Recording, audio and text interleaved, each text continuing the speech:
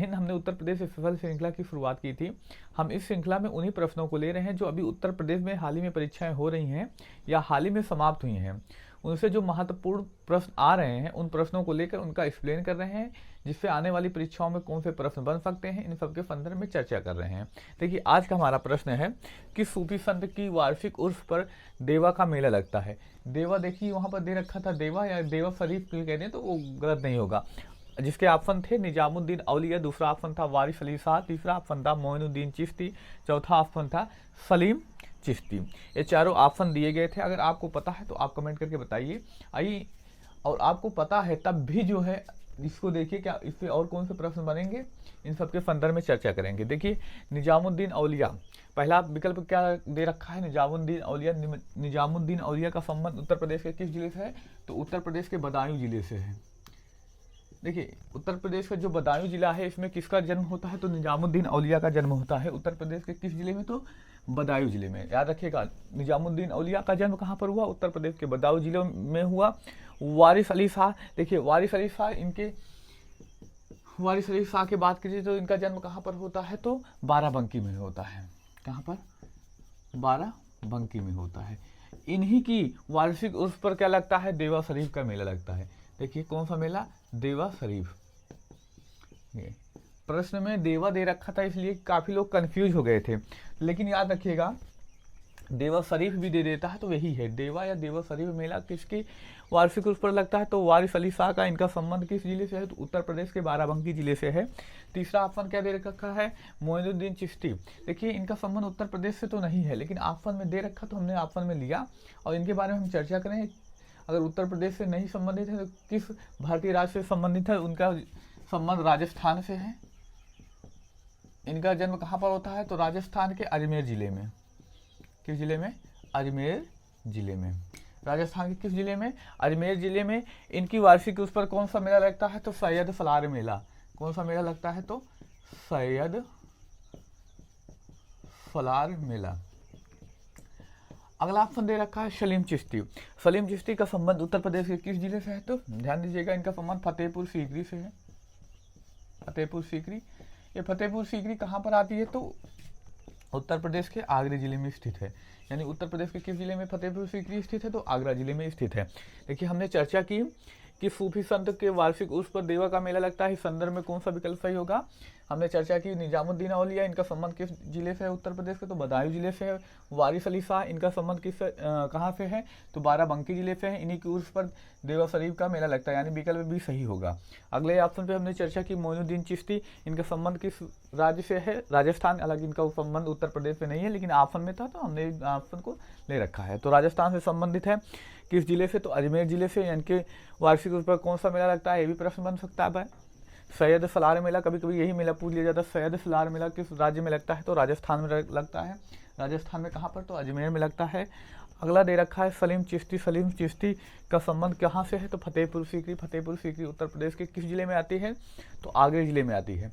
अब अगले प्रश्न पे चर्चा करते हैं। हमारा अगला प्रश्न, हमारा दूसरा प्रश्न, अयोध्या के किस संगीतकार ने शास्त्रीय संगीत की टप्पा शैली का विकास किया, जिसके ऑप्शन है मुफ्तरी बाई, खुशी महाराज, महेंद्री खान और ठाकुर प्रसाद। अगर आपको पता है तो आप कमेंट करके बताइए।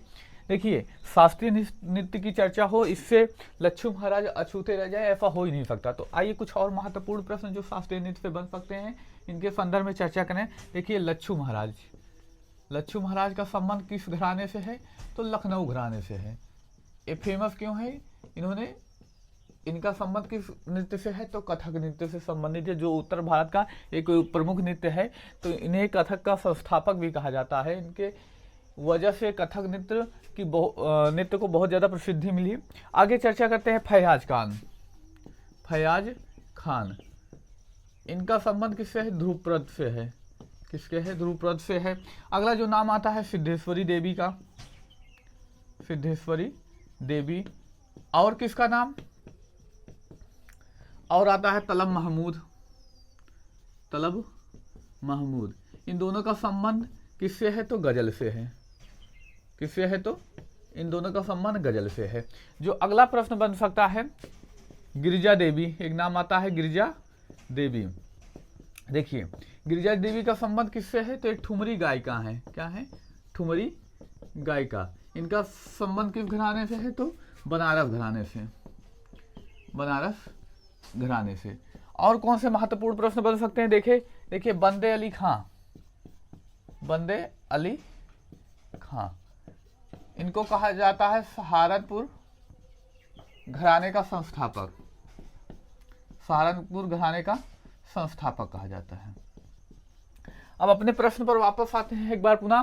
देखिए मैं प्रश्न पूछा गया था, इसमें प्रश्न पूछा गया था अयोध्या के किस संगीतकार ने शास्त्रीय संगीत की टप्पा शैली का विकास किया? जिसके ऑप्शन थे मुस्तरी बाई, खुशी महाराज, महेंद्री खान, ठाकुर प्रसाद। तो इसका ऑप्शन कौन सा सही होगा? मुस्तरी बाई, यानी टप्पा शैली का विकास किसने किया? तो मुस्तरी बाई ने किया। इनका संबंध किस घराने से है? तो अयोध्या घराने से है। देखिए जो हमने चर्चा की, लच्छू महाराज का संबंध लखनऊ घराने से, कथक से संबंधित है, फैयाज खान द्रुपद से, सिद्धेश्वरी देवी और तलब महमूद, इनका संबंध किससे है? गजल से है। अगला था गिरजा देवी, गिरजा देवी कहाँ से है? तो ठुमरी गायिका है, बनारस से संबंधित रखती है, यानी बनारस घराने से संबंध है। बंदे अली खां, इनका संबंध किस घराने से है? तो सहारनपुर घराने से संबंध रखते हैं। अब अगले प्रश्न पर चर्चा करें। हमारा अगला प्रश्न, राजकीय जैन संग्रहालय कहाँ है? जिसके ऑप्शन थे मथुरा, आगरा, वाराणसी और कौशाम्बी। देखिए आपको पता है तो आप बताइए, हम इसकी चर्चा करते हैं। देखिए दो प्रश्न यहाँ पे बनते हैं, जैन संग्रहालय से, जैन संबंध से, इन विकल्पों से, इनके संदर्भ में चर्चा करें। देखिए अगर पूछता है राजकीय जैन संग्रहालय तो कहाँ पर पाया जाता है? तो मथुरा में पाया जाता है। जैन संग्रहालय पूछता है तो कहाँ पर पाया जाता है? मथुरा में पाया जाता है। कहाँ पर? तो उत्तर प्रदेश के मथुरा जिले में पाया जाता है। वहीं पूछा जाता है अगर जैन धर्म की केंद्र स्थली के रूप में, तो जैन धर्म की केंद्र स्थली,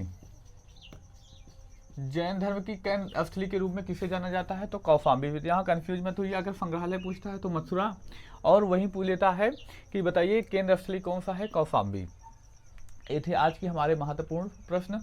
देखिए हमने जब इस श्रृंखला की शुरुआत की थी तो हम इसमें 1 या 2 प्रश्न लेते थे, हमने इसमें प्रश्नों की श्रृंखला बढ़ाई है।